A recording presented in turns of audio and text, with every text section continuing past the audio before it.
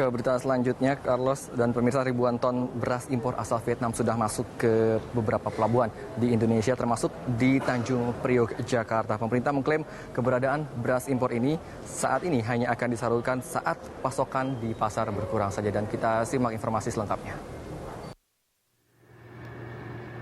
Beras impor asal Vietnam sudah masuk ke beberapa pelabuhan di Indonesia pekan lalu, termasuk di Tanjung Priok, Jakarta.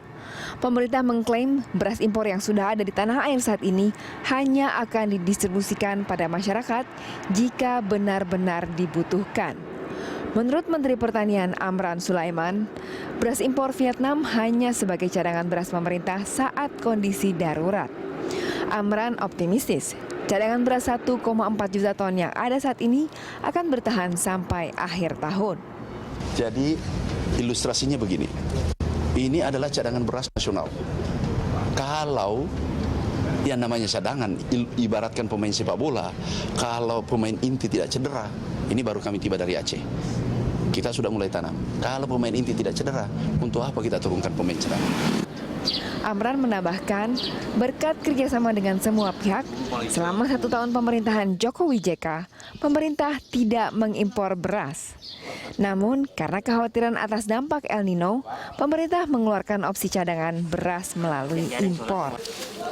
Pemerintah menilai ketahanan pangan tahun ini lebih baik dibandingkan dengan tahun 1998.